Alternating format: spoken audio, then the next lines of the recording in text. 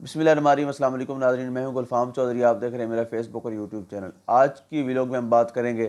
عمران ریاض خان کی لیک ہونے والی آڈیو کے حوالے سے، اور اس کے بعد عامر لیاقت کی تیسری بیوی کی علیحدگی کے حوالے سے۔ تو سب سے پہلے ہم بات کریں گے عامر لیاقت کی بیوی کی علیحدگی کے حوالے سے کہ ان کی تیسری شادی جو حال ہی میں دیکھی گئی، ڈاکٹر عامر لیاقت سے کون واقف نہیں ہے، ایک نفسیاتی اور ذہنی مریض آدمی ہے، اور ابھی جو رجیم چینج ہوا اس کے اندر ان کی ایک اور بھی شناخت بنی جو کہ بگوڑے کی تھی، لوٹے کی تھی،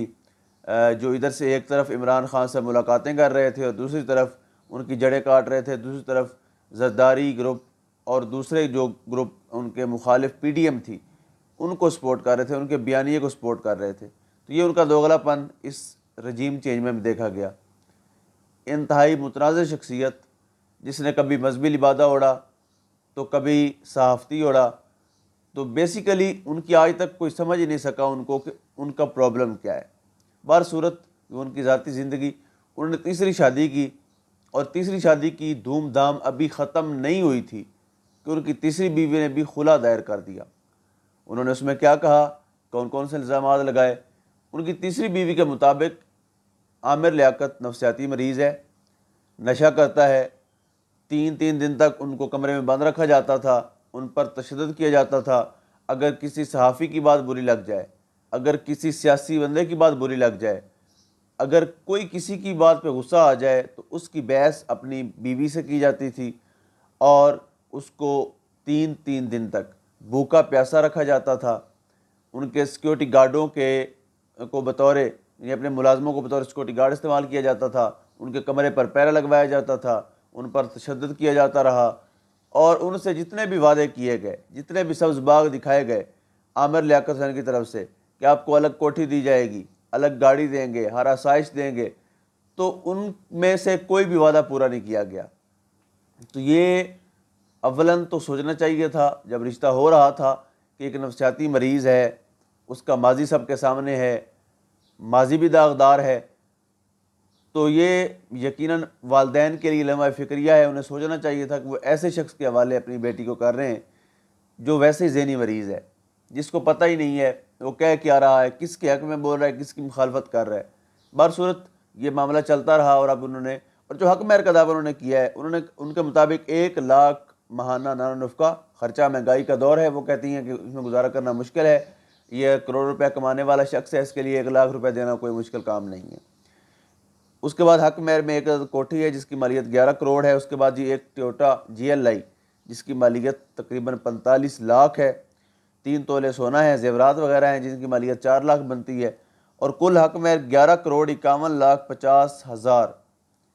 یعنی یہ حق مہر کے طور پہ عامر لیاقت نے جب سبز باغ دکھائے تھے ان کو، تو انہوں نے لکھوایا تھا 11 کروڑ 51 لاکھ 50 ہزار روپیہ، جو کہ تاحال ادا نہیں کیا گیا۔ اب ان کی بیوی نے دعویٰ دائر کیا ہے کہ اس جتنا بھی میرا حق مہر بنتا ہے، جو میرا شرعی حق ہے، یہ مجھے دلوایا جائے، اور اس بندے سے میری جان چھڑوائی جائے۔ میری عمر تھوڑی ہے، مجھے لگتا تھا کہ جیسے مجھے گناہوں کی سزا مل رہی ہے اس شخص سے نکاح کر کے، اس شخص کے گھر میں آ کے جتنا مجھ پہ تشدد ہوا، جتنا ظلم ہوا، جتنی زیادتی ہوئی، تو اس پر کہتی ہیں کہ مجھے خلا چاہیے۔ اب دیکھتے ہیں کہ یہ معاملہ کس طرف جاتا ہے۔ اس کے بعد ہم بات کریں کہ عمران ریاض خان صاحب کی ایک آڈیو لیک ہوئی جس میں وہ کسی سوشل میڈیا ایکٹیوسٹ سے بات کر رہے ہیں، اور وہ کھل کر کہہ رہے ہیں کہ جب رجیم چینج کرنا تھا تو اسٹیبلشمنٹ نے، ڈیفینیٹلی اسٹیبلشمنٹ نہیں کرنا تھا، تو اسٹیبلشمنٹ کو جب محسوس ہوا کہ یہ لوگ وہ ہیں، صحافی جرنلسٹ میں سے یہ وہ لوگ ہیں جو کھپ ڈالیں گے، جو شور ڈالیں گے، جو آواز بلند کریں گے، جو اس پاکستان کے لیے کھڑے ہوں گے، انہوں نے ان کو کالز کی، ان کو دھمکیاں دیں، مارنے کی، اٹھانے کی، اور پتہ نہیں کیا کیا کہا۔ کہ اس میں واضح دھمکیاں دی گئیں، اس میں کسی قسم کی رعایت نہیں دی گئی، اس میں ایک بندے کو ذلیل کیا جاتا رہا، اور صرف وجہ یہی تھی کہ اب حق کی آواز بلند نہ کرے۔ تو اب اس آڈیو کے بعد عمران ریاض خان صاحب نے تصدیق بھی کر دی ہے کہ یہ میری ہی آڈیو ہے۔ ڈیفینیٹلی انہوں نے کہا کہ میں ہی بات کر رہا ہوں، میری ہی وائس ہے، سب کچھ ہے، لیکن سوچنا ہوگا کہ یہ کون ہے، یہ گنجا شیطان کون ہے، اور یہ کون لوگ ہیں جو اس ملک میں بہادر اور دیانتدار صحافیوں کو بھی ٹارگٹ بناتے ہیں۔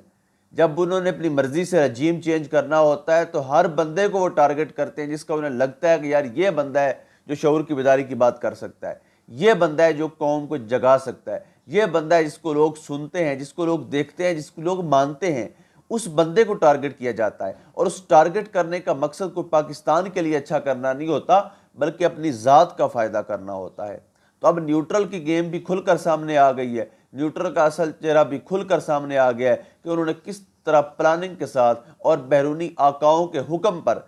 یہ سارا رجیم چینج کیا۔ اس ملک کے اندر لٹیروں، ڈاکوؤں، مفروروں اور ملزموں کو ہاتھ میں اقتدار دیا، اور رانا ثناء اللہ جیسا بد دیانت آدمی، قاتل بندہ انہوں نے وزیر داخلہ بنوایا۔ اور یہ لمحہ فکریہ ہے کہ کب کون کوئی ڈاکو سرکار میں آ جائے،